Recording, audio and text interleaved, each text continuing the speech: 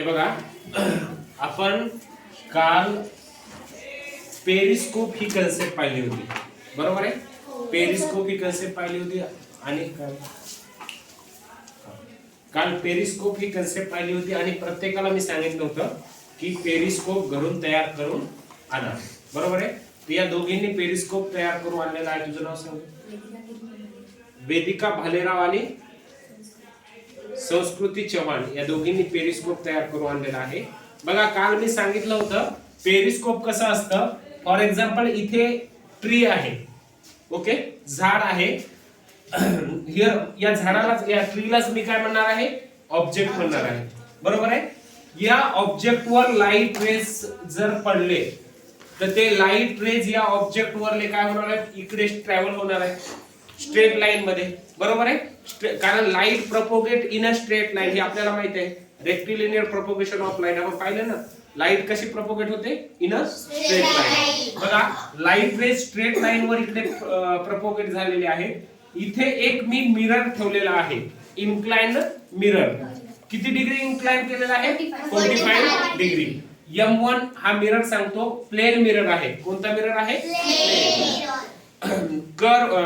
Concave किंवा convex mirror आहे का, स्पेरिकल मिरर आहे का, नाही.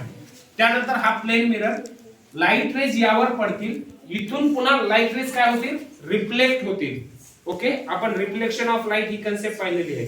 तर हे लाईट रेज स्ट्रेट लाईन मध्येच रिफ्लेक्ट होतील.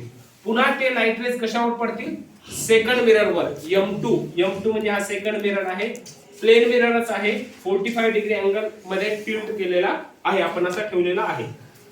यावरून पुन्हा या ऑब्झर्वर म्हणजे मी असेल किंवा तुम्ही असाल, हा ऑब्झर्वर, ओके, याच्या डोळ्यावर पडतील आणि आपल्याला हा ऑब्जेक्ट काय होईल, दिसेल, बरोबर आहे.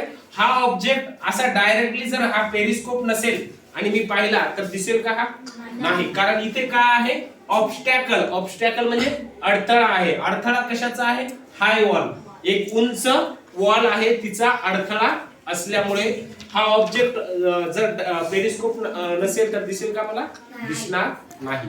हे आहे बघा diagram to show working on periscope. Periscope कशा प्रकारे वर्क करतं. आणि हे बघा, पेरिस्कोप म्हणजे काय, इथं दिलेलं आहे. Periscope is an optical instrument आहे which reflected light is reflected again. म्हणजे ज्याच्यामध्ये रिफ्लेक्टेड लाईट जी आहे, लाईट रिफ्लेक्ट झालेली पुन्हा रिफ्लेक्ट होते. ओके, तर याला आपण पेरिस्कोप असं म्हणतो. आता इकडे बघा, यांनी हा पेरिस्कोप तयार करून आणलेला आहे. जर समजा आता हा तेवढा उंच करून आणला काही नाही, हा वॉल एवढा उंच करून आणला का, आणलेला नाही, पण तरीही आपण असं इमॅजिन करतो बघा, हे अशा प्रकारे पेरिस्कोप. ओके, जर तुम्ही इकडून पाहिलं तर हे तुम्हाला दिसतं. आता फॉर एक्झाम्पल, आता इकडे लक्ष द्या, इकडे लक्ष द्या. आता तू मला सांग, मी किती बोट दाखवत आहे. हे हा डोळा बंद कर, हा, आणि या डोळ्यानं पहा किती बोट दाखवलं, हा किती आहे, 2 बोट दाखवत आहेत. कळालं का, लक्षात आलं.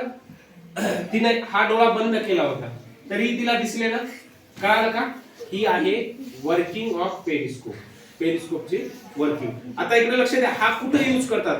आता आपल्या मिलिटरी मध्ये, आर्मी मध्ये आपण पेरिस्कोप यूज करतो. म्हणजे समजा फॉर एक्झाम्पल आपण एखाद्या याच्यामध्ये खड्ड्यामध्ये वगैरे लपलेले आहेत आपले सैनिक, ओके, आणि समोरून जर समजा एखादे पाकिस्तानचे किंवा कोणती सैन्य आपल्यावर येत असेल, ठीक आहे, चालून येत असेल, तर आपण पेरिस्कोपच्या माध्यमातून ते आपण पाहू शकतो की ते सैन्य कुठपर्यंत आलेलं आहे.